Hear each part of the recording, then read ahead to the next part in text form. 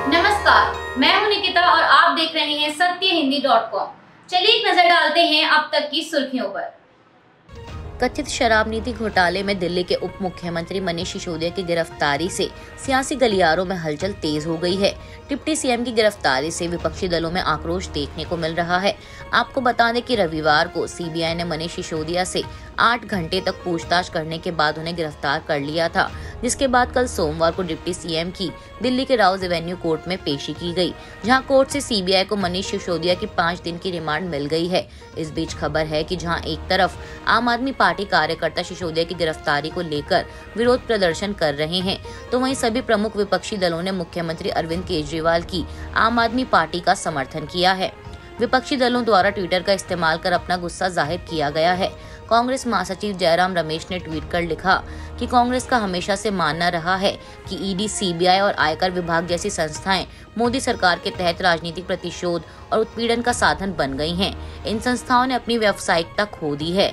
चुनिंदा विपक्षी नेताओं को निशाना बनाकर उनकी प्रतिष्ठा को नुकसान पहुंचाया जा रहा है। इसके अलावा तृणमूल कांग्रेस के नेता डेरेक ओब्रायन ने भी ट्वीट किया है, जिसमें उन्होंने लिखा है कि अगर मनीष सिसोदिया ने खुद के लिए बीजेपी ब्रांड के वॉशिंग मशीन बनवा ली होती तो उन्हें कभी गिरफ्तार नहीं किया जाता। वहाँ मनीष, उनके सहयोगियों शिवसेना, जेडीयू, टीडीपी ने बीजेपी छोड़ दी है। केवल सीबीआई, ईडी, आईटी ही सच्चे सहयोगी बने हुए हैं और विपक्षी नेताओं को निशाना बनाना इस जोड़ी का पसंदीदा काम है।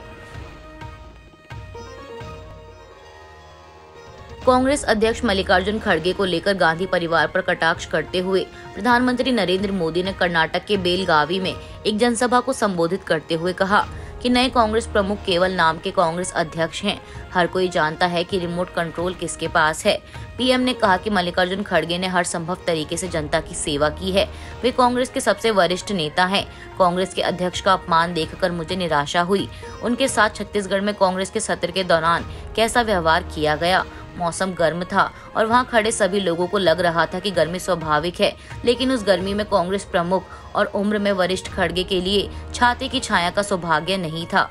छाते की छाया उनके बगल में खड़े किसी व्यक्ति के लिए थी। यह दिखाता है कि खड़गे सिर्फ नाम के लिए कांग्रेस अध्यक्ष हैं और जिस तरह से उनके साथ व्यवहार किया गया है उसे देखकर हर कोई देख और समझ सकता है कि रिमोट कंट्रोल किसके हाथों में है। प्रधानमंत्री नरेंद्र मोदी द्वारा कांग्रेस अध्यक्ष मल्लिकार्जुन खड़गे को लेकर की गई टिप्पणी पर खुद पार्टी अध्यक्ष खड़गे ने पलटवार किया है। मल्लिकार्जुन खड़गे ने ट्वीट कर कहा कि किसकी छतरी की छाया के नीचे आपके परम मित्र ने देश के आकाश से लेकर पाताल तक सब कुछ लूटा। हम तो तिरंगे की छांव में खड़े कांग्रेसी हैं, जिसने कंपनी राज को हराकर देश को स्वतंत्र बनाया और देश को कंपनी राज कभी बनने नहीं देंगे। इसके साथ ही खड़गे ने सवाल पूछते हुए लिखा कि ये बताइए कि अडानी पर जेपीसी कब।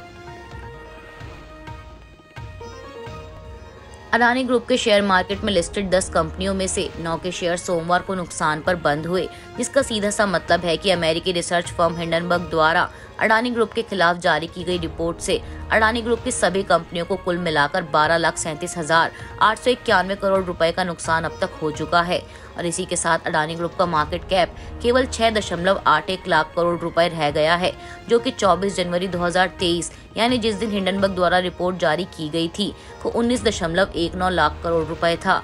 वहीं इस बीच खबर है कि अडानी ग्रुप की कंपनियों में सोमवार को और भी ज्यादा गिरावट देखी गई है।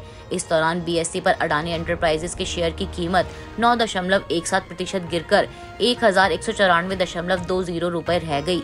कारोबार के दौरान एक समय इसमें 11.99% की गिरावट दर्ज की गई थी। अडानी टोटल गैस और अडानी विल्मर के शेयरों में 5.5% की गिरावट दर्ज की गई।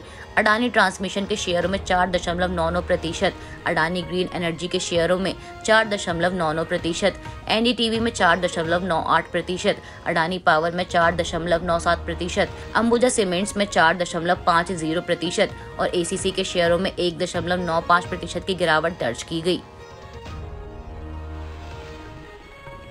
बिहार के पूर्व मुख्यमंत्री लालू प्रसाद यादव के परिवार की मुश्किलें एक बार फिर बढ़ती दिख रही हैं। नौकरी के बदले जमीन घोटाला मामले में दिल्ली के राउज एवेन्यू कोर्ट ने सीबीआई की ओर से दाखिल चार्जशीट पर संज्ञान लिया है। कोर्ट ने मामले में आरोपी पूर्व रेल मंत्री लालू यादव, उनकी पत्नी राबड़ी देवी और बेटी मीसा भारती समेत अन्य को कल सोमवार 27 फरवरी को समन जारी किया है। कोर्ट ने सभी आरोपियों को 15 मार्च को पेश होने के लिए कहा है। चार्जशीट में सीबीआई ने लालू प्रसाद के अलावा राबड़ी देवी और 14 अन्य को आरोपी बनाया है। 2004 से 2009 के बीच लालू प्रसाद यादव यूपीए सरकार में रेल मंत्री थे। आरोप है कि लालू के रेल मंत्री रहते हुए रेलवे भर्ती में घोटाला हुआ था। कहा जा रहा है कि नौकरी लगवाने के बदले आवेदकों से जमीन और प्लॉट लिए गए थे। सीबीआई ने इस मामले में जांच के बाद लालू प्रसाद यादव और उनकी बेटी मीसा भारती के खिलाफ मामला दर्ज किया। आरोप है कि जो जमीनें ली गई हैं वो राबड़ी देवी और मीसा भारती के नाम पर ली गई हैं। मीडिया रिपोर्ट्स के मुताबिक यह जमीनें प्रचलित सर्कल रेट से कम और बाजार दर से काफी कम कीमत पर ली गई थी। सीबीआई के मुताबिक 2004 से 2009 के दौरान लालू प्रसाद ने उम्मीदवारों से रेलवे की विभिन्न जोन में ग्रुप डी के पदों पर नौकरी के बदले अपने परिवार के सदस्यों के नाम पर जमीन ली थी और आर्थिक लाभ प्राप्त किया था। सुप्रीम कोर्ट के न्यायाधीश के.एम. जोसेफ ने सोमवार को देश के प्राचीन सांस्कृतिक और धार्मिक स्थानों के नाम बदलने का अनुरोध करने वाली जनहित याचिका पर सुनवाई के दौरान कहा कि वह ईसाई हैं, लेकिन इसके बावजूद उन्हें हिंदू धर्म से लगाव है, जो कि एक महान धर्म है और इसे नीचा नहीं दिखाना चाहिए। हिंदू धर्म जिस ऊंचाई पर पहुंचा है और उपनिषदों, वेदों एवं भगवत गीता में जो उल्लेख किया गया है, कोई भी व्यवस्था उस तक नहीं पहुंची है। हिंदू धर्म अध्यात्म ज्ञान में बड़ी ऊंचाइयों पर पहुंचा है। हमें इस महान धर्म पर गर्व होना चाहिए और हमें इसे नीचा नहीं दिखाना चाहिए। न्यायमूर्ति जोसेफ ने आगे कहा कि हमें अपनी महानता पर गर्व होना चाहिए और हमारी महानता हमें उदार बनाती है। मैं इसे पढ़ने का प्रयत्न कर रहा हूँ। आपको भी हिंदू धर्म के दर्शन पर डॉक्टर एस राधाकृष्णन की किताब पढ़नी चाहिए। केरल में कई राजा हैं जिन्होंने गिरजाघरों और अन्य धार्मिक स्थानों के लिए जमीन दान दी थी। बता दें कि मामले की सुनवाई कर रही जस्टिस के.एम. जोसेफ और जस्टिस बी.वी. नागरत्ना की अगुवाई वाली बेंच ने वकील अश्विनी उपाध्याय द्वारा दायर जनहित याचिका खारिज कर दी है और कहा है कि भारत एक धर्मनिरपेक्ष देश है और वह अतीत में कैद होकर नहीं रह सकता। न्यायमूर्ति जोसेफ ने कहा कि धार्मिक पूजा का सड़कों के नामांकन से कोई लेना देना नहीं है। उन्होंने कहा कि मुगल सम्राट अकबर ने विभिन्न समुदायों के बीच सद्भाव बनाने की कोशिश की थी। अभी के लिए बस इतना ही। बाकी की खबरों के लिए जुड़े रहिए सत्यहिंदी.com के साथ।